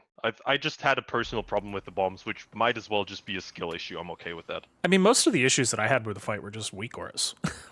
This was kind of the first boss where private auras were, highly impactful. Huge issue, yeah. And we had to use all these stupid map weak auras and assignment weak auras. And personally, I had a lot of issues with the weak auras getting them to work for me. Every guild just so much. It was broken for a lot of people, but like first entire evening was just weak auras. Yeah. I like when we finally started getting to the last phase, like none of my weak auras could get, like we sat there for multiple days when I had people in my guild trying to like help me troubleshoot these, and I'm pretty sure I did a Windows reinstall at one point to try to get this stuff to work. And they would not work for me. I did that entire fight with no weak auras, no maps. Like, luckily, I was in a position on I could get the list working in P1, but I couldn't get the map working. So in P1, I could see which positioning I was on the list, but I just had to have all the 4 or 5 positions memorized for P1.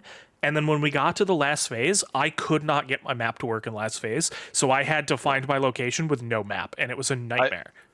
Maybe I should have mentioned this before I said I had problems with this. We didn't have a map. That wasn't a thing then. I had the screenshots of the different positions on my second monitor. Sorry, that's what we were doing as well. Well, we were using, was it the Northern Sky ones, or what? No, it was the Honolulu maps that had like the pictures of the maps that would switch, but it wasn't the map overlay. It wasn't like the mini map overlay. We didn't have that one. Even that, like, I just had the painting, and I just didn't know what fucking set we were on. Like, it just didn't work in my head. But the map. I mean, the weak aura thing in general was just super annoying. The map helped a lot, but it was still problematic.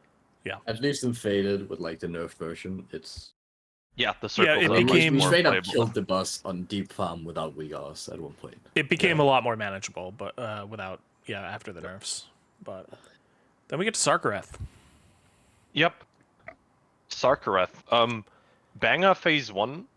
Absolutely terrible phase 2, nothing happens, and then phase 3 was kind of cool. Yeah, I think that's kind of accurate. Phase 2 was very boring. Phase 1 was also a lot of movement, honestly. Phase 1 was, like, the damage happens when you clear, but also during the walking parts for the ranged camp. There was a lot of damage going on, and sometimes it felt like you couldn't do anything. It's definitely a phase where I'm gonna like the full uppies, because I need more radiances. I need more atonements. that first phase has so much damage. You can just ramp. At least that's what I felt like. Yeah, you can probably do like event ramp at the on pole, and then you abuse the first clear. Yep. That's probably that should line up nicely actually. Yep. Yeah. And then if you smite a lot, maybe you lost on pole again. I don't know. I think that's something that people did. You can probably Shadow Fiend again for like another clear, and then have it back for the last one again. Yeah. So something like that. But I thought it was kind of fine. I don't know. I didn't prog it. Maybe you guys have better input on it. I like the fight. I liked the fight. Phase 2 was just boring, but that was just by design. It's one of those where they do intense phase 1 and then they give a breather. Did you disc prog it, Viserio? Yeah. Okay. Sark was one of the ones that I had to holy prog, and I was very annoyed with my guild. I was arguing with them that I didn't think disc was actually that bad on the fight, but everybody, it was one of those things where they're like, yeah, but there's 0 disc parses on this fight. Everybody's playing holy. And... Yeah, I remember a certain individual progging for world first disc. Yep. But yeah, I don't think there's too much else to talk about on it. I think it was a good fight. P2 was definitely a little boring, but I think it was a solid fight. Yeah, I think P2 they kind of went a bit overboard on the whole like giving you a bit of breathing room, right? I think that's the intention where like P1 is really like we're shitting out damage here. You really got to be on top of your game, and then phase 2 you can calm down a bit, but it probably went a bit too hard. Like the ads could have like when the ads spawned, maybe they should have done a bit more rot damage or something. Because what ended up happening is you sent healers downstairs because because why would anyone else do it? The only reason you send someone else is down is because the DK has army and he gets haste and wants to. Like it was weird. You get the buff from going down, but like that's the reason. Yep. Yeah, because we did what? It was double healer, and then we sent down DK and something else. Yeah. And also doing the bomb. I think that was a dumb mechanic. Having to do bombs was absolutely ass. That's like. You just get assigned to a mechanic that you have to deal with for like 25 to 30 seconds by doing absolutely nothing but wait. You're just walking around in a realm with nothing to it. You don't cast a spell. You just stand. You just walk. Nothing's happening. You just don't play the game for 20 seconds.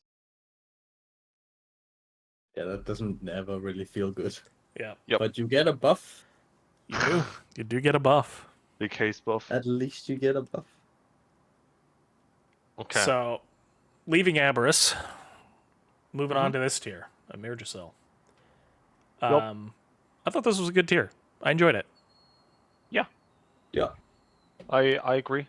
I mean, and do we want to hop through any of the bosses? I thought. Well, before we hop through any of the bosses, there was a big thing that happened at the beginning of tier.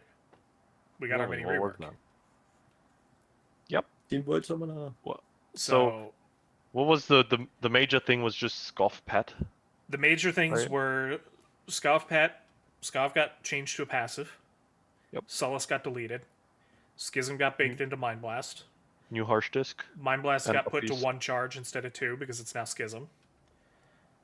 Harsh Disc got reworked. Light's Wrath got removed, replaced with Uppies. Mm-hmm. The bottom right of the tree got reworked, and we got the Void Summoner node. And things got reordered so you could pick up Inescapable and Void Summoner with Mindbender or Shadow Fiend to kind of give us flexible timings and stuff like that. Yep. But all of this did a lot to reduce the complexity of the rotation. There was obviously a lot of pushback from some people. Some people got very upset that the rotation became very, very simple and very, very boring, and now it's just, quote unquote, now it's just smite spam and all that kind of stuff. It's funny because you're right, they were very loud about that. I remember people were like, I'm telling you right now, this is going to be horrible. Like, you're just going to be spamming smite and you're going to hate it. And, for a while, I was kind of like when it came out, I was like, we're kind of right. It is a lot of smite spamming, but honestly, I haven't thought about that in like 4 months. Yeah, I think while it did reduce the complexity to the rotation, it just added a different complexity of forcing you to play the fight optimally for CDR. Yeah, it really pushed. I mean, we'll talk about it more when we get to the fight, but especially things like Fyrakk and Smolderon right? Yeah. Like, you had really tight timing requirements, and the only way to meet those, especially things like Fyrakk, like, I've had a lot of people reach out and be like, hey, I'm struggling on Fyrakk, I can't meet these timings, could you, like, kind of take a look? And one of the first things I do is I go check their positioning, and it's like, you've got these giant windows of not pushing CDR because you're moving, because you got a mechanic. Like, you're moving to drop this, why are you standing 60 meters away from it, and you have to run halfway across the arena to go drop it? Like, yeah, instead of pre-positioning. It's so much pre-positioning and playing the fight's movement so perfectly that you can manage to hit those uptimes on the on your smite CPM and penance CPM and stuff like that to be able to push that CDR. So it's definitely a very different skill expression. But it definitely removed a lot of the complexity of, it didn't do it perfectly. There's still some complaints and still some concerns I have with it. But it did strip a lot of those modifiers away, and it did reduce the spec down to a much more simplified, streamlined process to push that HPS out. But still kept plenty of complexity in other manners. I mean, you still have the really tight timing requirements of your ramps. You still have to time everything perfectly. You still have to, execute your atonement ramp up and time. You still have all the original stuff that's made disc difficult for the longest time. I think spamming smite also, besides the CDR, has some good feedback where it actually does a lot of damage because of the tier set. So just spamming smite during your DPS window actually provides a lot of healing. It doesn't feel like you're just pressing it for CDR for a lot of the time. Yeah, and smite reduces cooldown and penance, so you're getting some tactile feedback. It's the tactile feedback is a big thing because I think WoW players in general, but I think it's even more so for disc players, because I don't know about you guys, but one of the first reasons why I originally started picking up disc way back when I did was because of that tactile feedback of you complete a ramp and health bars just move. That very visceral reaction to hitting your spells in the right order and timing them properly, causing this giant HPS burst. Smite has always had the problem of they haven't figured out how to tune it in a way where it's not oppressive in regards to how much HPS it's doing, but it doesn't feel bad to press. And this is one of the things that I consider a positive for things like Void Summoner, because I have plenty of complaints with Void Summoner that we'll talk about in a little bit that are other issues with it. But one of the positives of it is it does give that tactile feedback, like you mentioned, for pressing a filler spell, because even if you're not getting that HPS off of pressing that spell, you're getting to see the build up to your next payoff as you watch your pet cooldown tick down while you press smite. And it's something that's like, it's not a 5-minute cooldown you're reducing to 3.5 minutes. Like, I've never looked at my paint sub cooldown when I'm playing the CDR and been like, yeah, I got good CDR on this. Not once, never looked at that. But you notice when you don't have pet on your ramp, you notice when you have it, and you notice when you're well on your CDR or when you're bad on it. It's very noticeable, and it's something that comes up a lot because you constantly use it. Right. Yep. So overall, I would say that the mini rework we got was a positive. It was a positive. Yes. It fixed a lot of problems. It was a overall needed change. Let's go through Amir Drasil real quick, and then we can talk about kind of where we're left off going into War Within and what we think needs to be changed still, or what needs attention still. So let's just do a quick little, Amir Drasil. I don't want to spend too much time on it because it is the current tier. People are already in there. I would assume a lot of the people listening have already either progged it or, are still progging it or trying to push for C or whatever. But, don't want to spend too much time on it. So Gnarl Root, I don't really think there's anything to talk about there. Agira. Yep, fine. Nothing really to talk about there. Volcaros, again, nothing really to talk about probably there. A terrible fight, honestly. I thought that boss missed like 15% HP. Yeah, that could have been a very cool fight if you were like actually grouped up at the end and trying to beat the enrage timer as you were running out of space on the circle. Yeah, Skolex or something was really tight. That was really good. But Volcaros, even if you didn't have tier sets week 1, it just dies. Yeah, it just died. Agira was probably harder. I would agree with that. Not probably. It was most definitely harder. They probably realized it was too early in the raid to be a wall. Yeah. So. Council. Fuck that fight. Yeah, I mean, I've figured it out how to heal it now, but it's still not enjoyable. It's my biggest concern, or my biggest annoyance with it, is just the whole getting ducked in the middle of my ramp, and it's I know other healers had to deal with it too, but not a lot of healers have to put all of these resources in prep. Like thank you. One of the worst things from that fight would be like you're ramping for a charge or you're ramping for a pushback, and you're like, yeah, you're like. You hit evangelism in your pet and you're like casting mind blast and going into your ramp, and then the stupid fucking arrow pops up over your head and you're getting ducked, and like you're gonna lose all of your pet CDR because you're gonna be ducked through the whole thing, and it's like it's so frustrating. Like other healers, sure, like I don't know, like if you're a holy priest, like cooldown, you don't lose like anything, right? Like you just hit salve and, sorry, if you were ducked through the time you were supposed to cast it, whatever, you missed your CD. But like we have to invest so much into it that if we get ducked in the middle of our ramp, we're impacted on future CDs as well. Like then you try it, like we've been trying to do some council speeds with underhealing and stuff like that. And it's like I get a bad duck and all of a sudden I don't get to push the CDR I need on my pet, and then I don't have my pet up for the time that I need, and we start rotting it. It was just a very frustrating mechanic. It was, and it has the thing that comes up a lot on council fights. I feel like where the timers seem really messy. There's just a lot going on, and you kind of need to actually put a lot of effort into knowing when what happens. Like on the first few kills, even on like after like 20 pulls or something of the boss, I still hadn't like figured out when the 5th fucking charge was happening. It was still kind of weird. Yeah, because I mean you've like got the boss will straight up spell queue. Like there are some, like if you cancel one of their ultimates at a specific time, then the next phase will push all timers by 10 seconds. Oh god, okay, yeah, that makes sense. Like it's just so fucked. Things like that, and all timers depend on when you cancel the ultimate of that specific boss. And having all of that line up with like not just your radiances and your ramp, but also your pet timings, and also the fact that you have to stand in the stupid ass charge, which knocks you up during your ramp. Yeah, the charge knocking you up was really annoying. The annoyance I have of having to cast penance during the charge hitting me, so I can cast something while I'm knocked up, but then it's too early because the damage happens a second later. Also, maybe this was just a me thing. I don't know if you guys dealt with this, but I didn't want to be targeting the bear, right? Because I'm ranged. I'm ranged, so I want to be helping push damage on the non-bear because the bear is always like the lowest because of the way the melee are fighting, doing the fight. So I didn't want to be targeting the bear to push my damage on. So I was trying to target one of the ranged mobs. Did you guys have it at all during the fight where like ramping for a charge and you're like timing it around the charge and you go to like cast on Pip and Pip like jumps behind you and then your cast doesn't go off because Pip is behind you? That was really annoying. Also, just regularly them running out of like not just jumping behind, or just jumping out of range, jumping away. Like penance follows if you've locked in on the target, penance will not cancel if they go 40 yards away.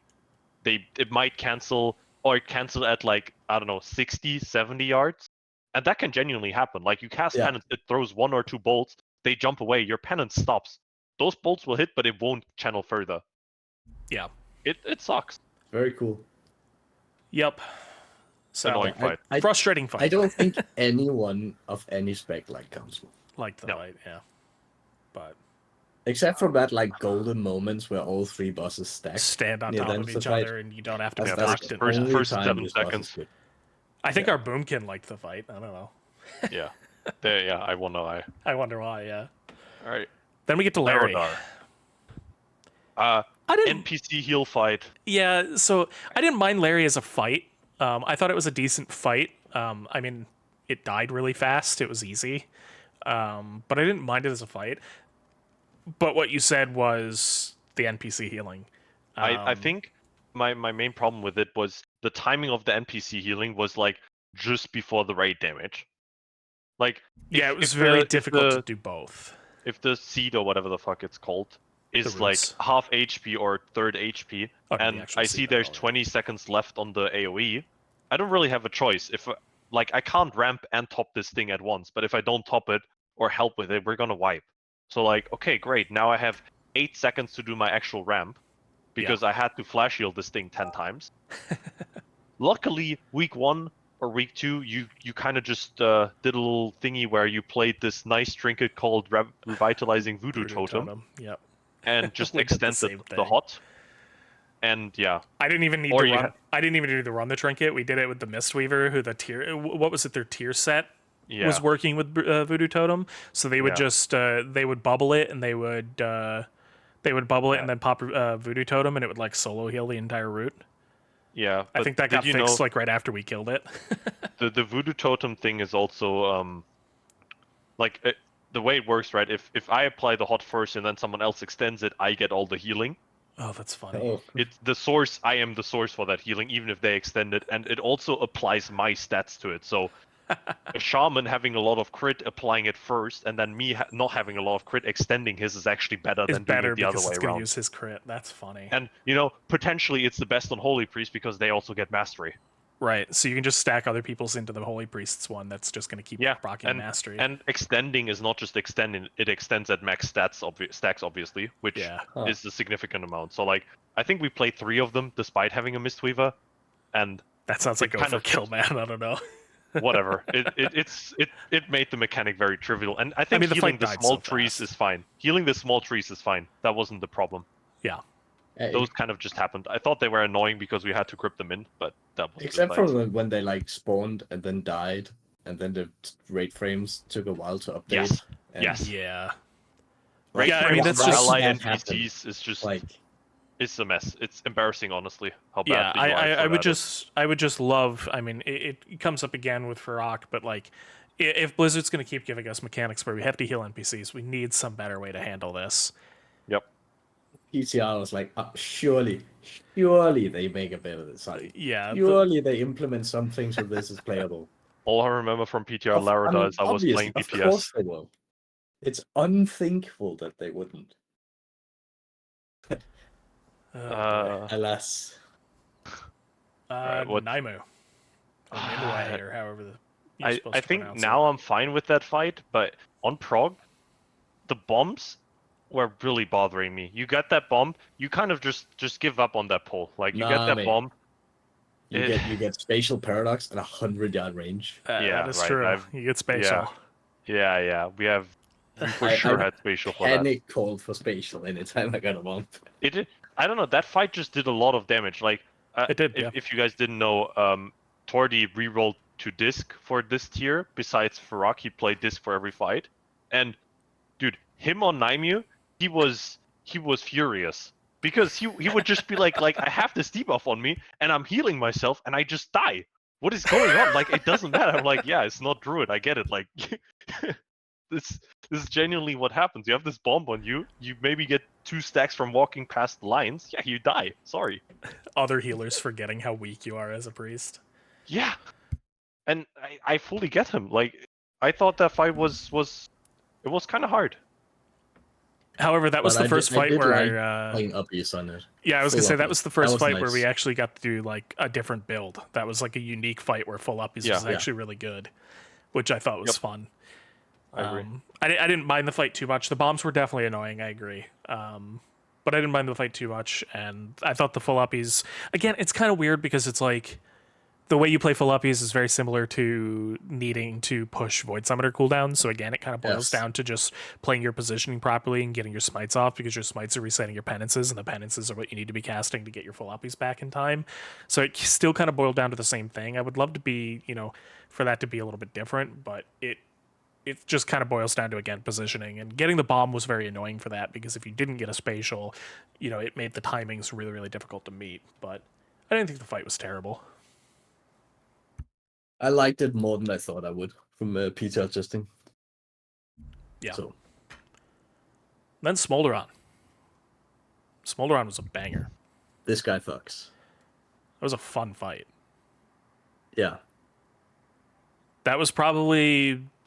I don't know, would you guys agree that was the first fight that actually pushed the limits of pushing cooldown reduction?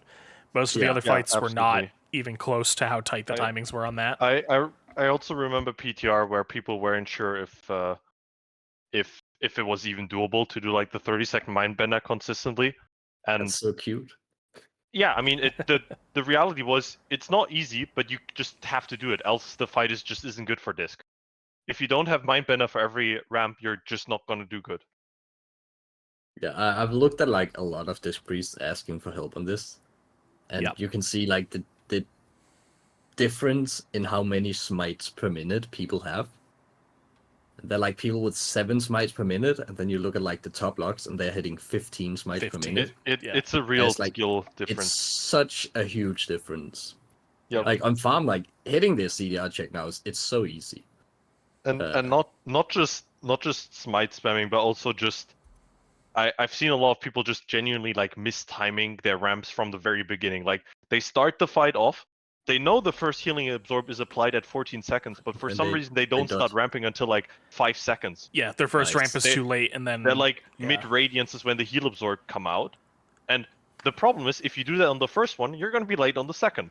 And the third, and the fourth, and the fifth. You're setting yourself back for the entire fight. Yep. So like I don't know how it went for you guys. I didn't evangelism the first, I raptured the first, but I was genuinely pre-cast smite into purge the wicked into ramp, and I didn't even do 10 atonements. I did 9. There was up. I did a very similar thing. I decided I'd rather always be 1 GCD early and like cast a smite going into heal absorb than be late. Yeah, I wouldn't even open with a dot. Like, I did it at the start, but I kept getting annoyed that I was like 1 global late. You just went smite into go. No, yeah. Fair. Yeah. Like, So that was also this was definitely the first year playing for CDR fight. That was also the first fight where I started playing Protector the Frail. Yeah, I was gonna say that's definitely a fight where I saw the value of that. Yeah, I swapped to double pain sup, and I felt it got insane value on proc on that fight. Same. Yeah, like it wasn't even like I'm going to use it specifically at this set. It was always okay. This looks slightly sketch. I'm just going to use it. Like these 2 tornadoes are smiling at me. I'm PSing myself. I'm not even going to play it. There was also situations. I made the bind to self PS. Yeah, I was gonna say put it next to my personals. There was a lot of situations where going into the intermission, the way our healing comp was set was we had a large number of ramp healers. Like it was we had a lot of ramp healers.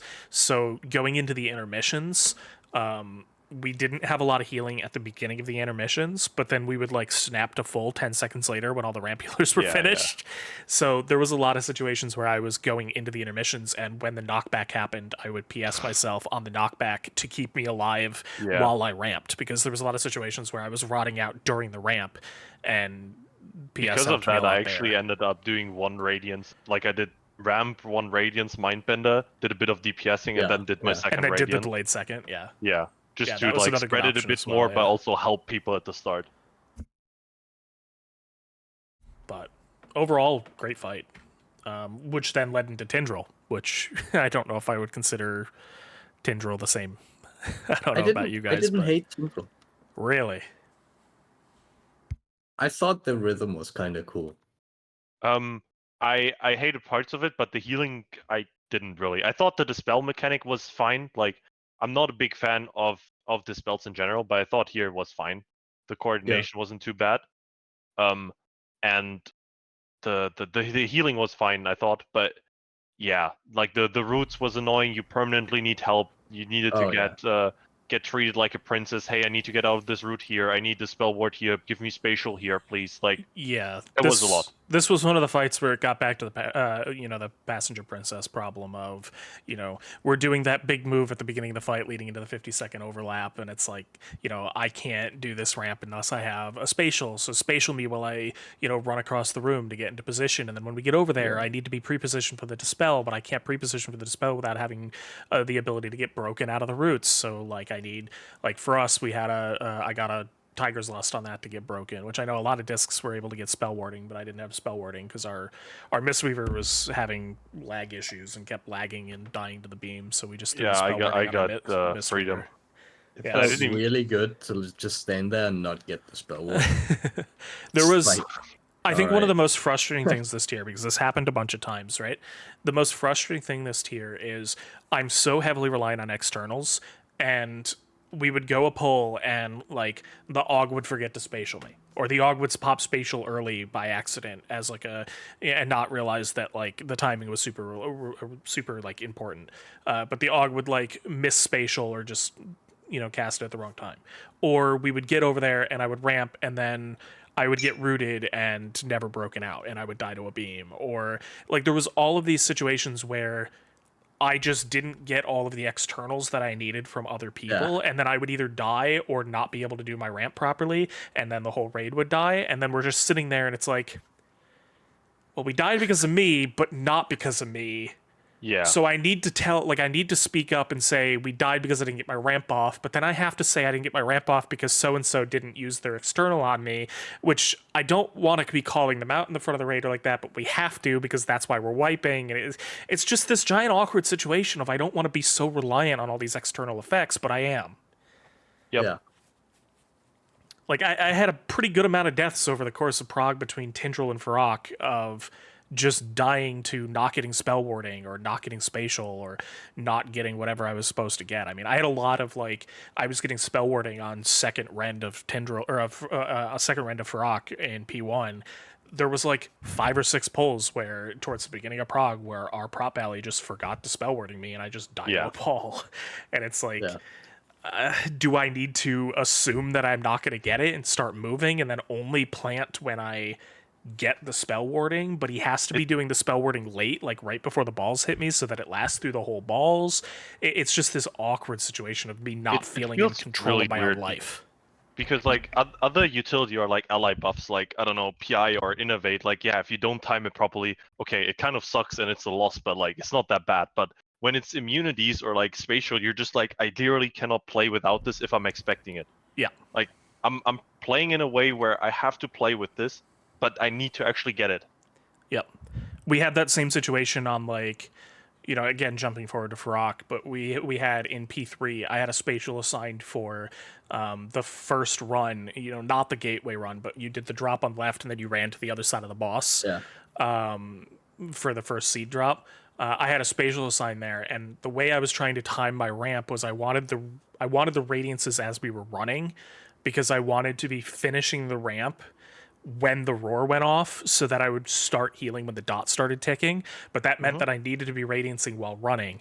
And we had a pull where we start that run. I pick up the buff from the seed drop and I start to run, and I'm waiting for the spatial, and I hear our evoker queue up and he's like, oh, I spatialed the wrong healer. And it's like, I can't heal now. Like, and I can't do it late, because if I'm late, then I don't have everything up for my evangelism. So, like, I've just lost that entire ramp.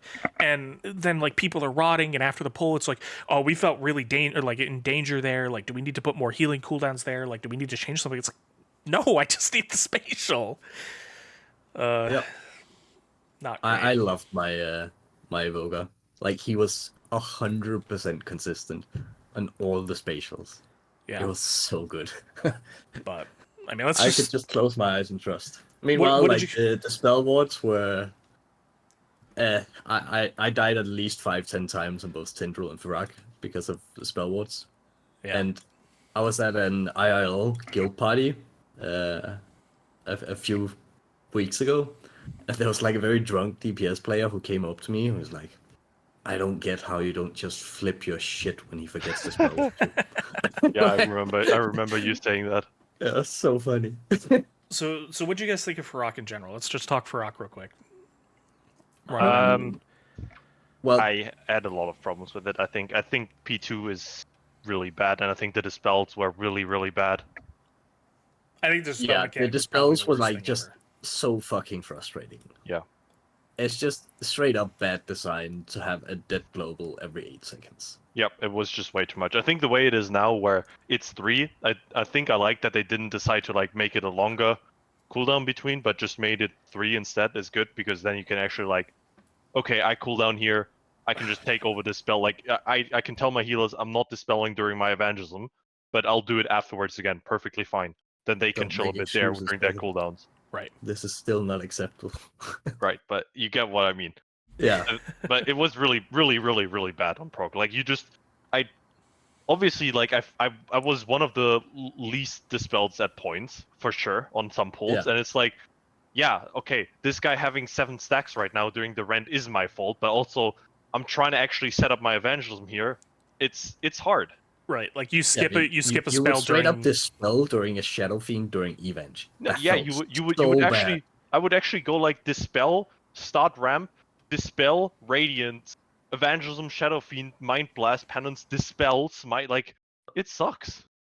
And it's not just that you lose all your like healing, all your cooldown reduction on a very tight cooldown reduction window.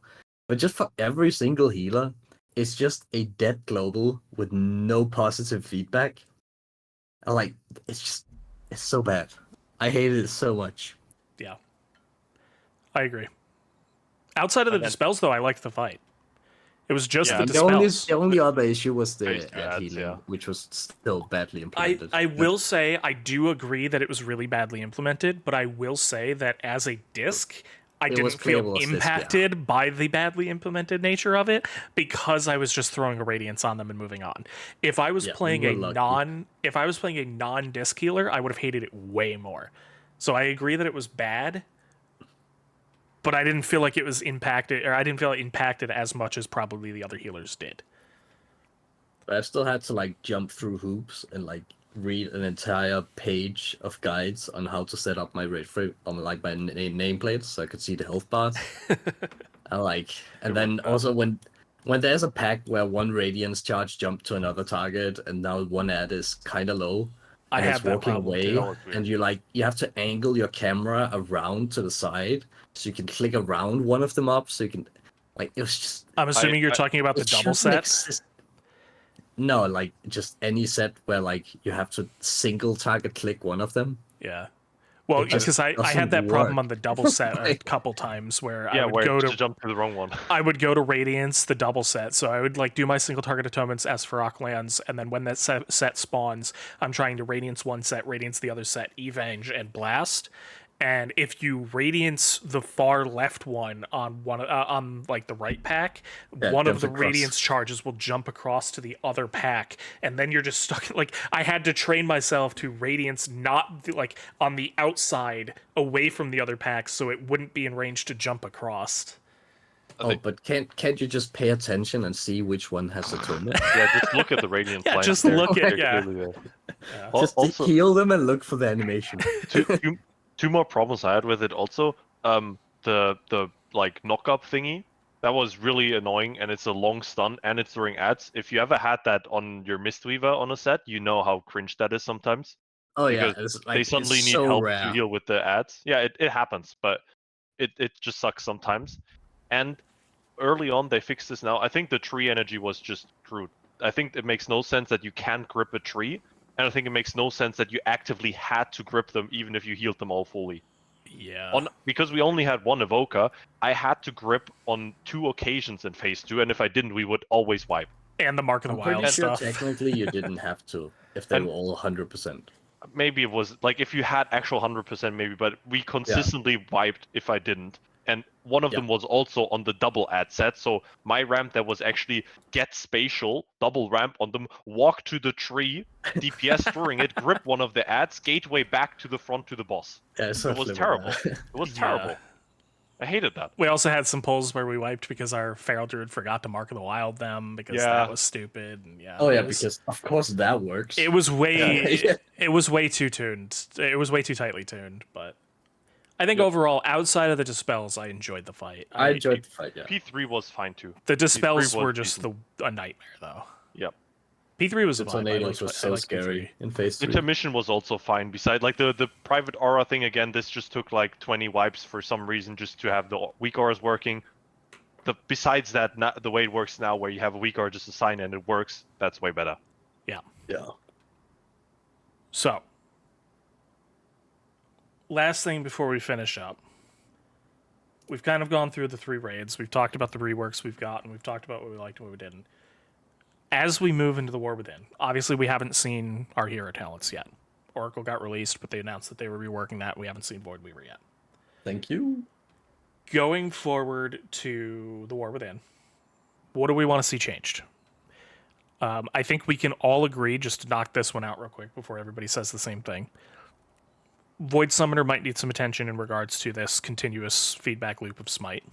Yep. Where it does have some positives, but it also has the negative of pushing other spells out of the limelight and kind of forcing you to just spam Smite to push for CDR. which is a limiting playstyle. It's noticed less right now because of our tier set, but it might become a significant problem once we lose the tier set. It's very oppressive in terms of power when you just consider how strong Scoff is. Scoff, like triggering Scoff often and just triggering your pet often is just so important. Yeah. It makes a huge difference. Like having Scoff giving your penance 25 or 35% more damage and making a shadow for Abyssal Reverie, that's a huge difference. A ginormous difference. And having that or not having that regularly is going to be very important. And yeah, it's just it just this entire tier is just all about pet CDR. Yeah. So I think we could agree that there's some concerns going forward about Void Summoner and the Skav talent in general with how much of the classes or how much of the specs power is in those couple nodes and in that package of pet and pet cooldown reduction. So I think that's a concern we can all agree with. Outside of those, is there anything you guys would like to see going forward as we, get into class changes? I have a very radical idea. Okay. I still want to see Contrition actually be a usable talent someday. And I'm gonna place it against Evangelism instead of Lenience and actually make it a tool for 5-mans. That's bold. That's what I would like to see. Because Lenience, realistically, we all know we played in M+. Everyone, no one cares. It's just there. It's 3% DR. No one's ever said, thank you, Lenience. It doesn't really matter. And it's competing with Evangelism, which is a gameplay-defining talent. I feel like they can come up with something with Contrition that just puts defensive penance into the gameplay. I don't care if it's via being like Chain Heal, where it jumps. I don't care if it's just penance heals all allies with Atonement or something for a split. I don't really care. Just something that makes it good for M+. That's what I want to see. So you don't even care if it's a passive talent or anything like that. You just want something to involve defensive penance and have some sort of modifier or effect. Yeah, for smaller group healing, yes. That makes sense. That's what I want to see from that. I'm not opposed to that. And besides that, having played full uppies a shit ton on farm, I'm not a fan of we're literally just like 1 point short. It feels kind of bad because DA is just kind of too good. Train of Thought is mandatory, and now because your pet stuff is all mandatory, like you need to take Void Summoner and Inescapable Torment. Those are genuinely mandatory. Right. You're now stuck with taking DA or taking 2 points in Harsh Discipline, and if you're taking full uppies and Harsh Discipline, kind of you want Harsh Discipline if you're playing full uppies because that's CDR. Yeah. But DA is just kind of better healing, so it's are you thinking like one short point. Are you thinking full uppies the cooldown reduction node down to 1 point instead of 2 to make it more accessible? Perhaps, yeah. Obviously, I mean, if you need some other adjustment somewhere, in that direction already. It is 4 points, which we've gotten to a point where you're spreading your points pretty well around the bottom area, right? It's no longer all in this section, nothing on the left. But 4 points in that area is a lot, and it's kind of hard to take. Do you think because it's not even always that you really care about the extra CDR and penance? Like you just want the overloaded with light talent. But you have to go through these two assholes. Yeah, exactly. The CDR isn't even like what I want. Oftentimes you want the thingy still.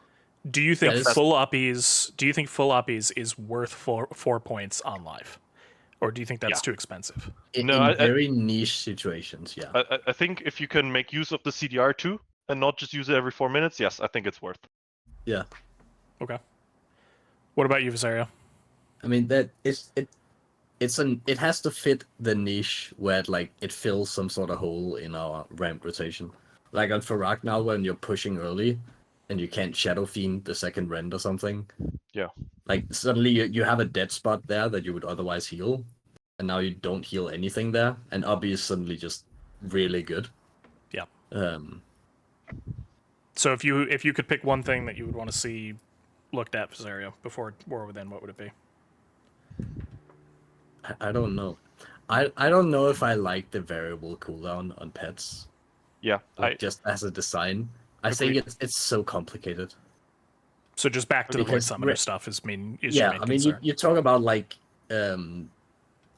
Smite basically pushing out other spells because we're having to push for cooldown reduction.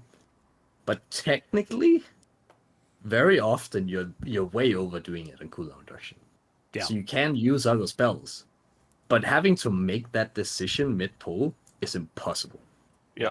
So you just overdo the cooldown action to be safe. And I don't like that part, because it's just too complicated. All right, you ready for my wild and crazy one? Go. Rapture. Yep, I want to see Rapture looked at. Yep, I'm down. I like something like more absorb, less atonement or something. I think it's in its current iteration. I think it's very boring. I think in Raid, it just becomes a press this button and hit more shields for your single targets, and it's very unimpactful. And I think for M+, it could be a lot more interesting.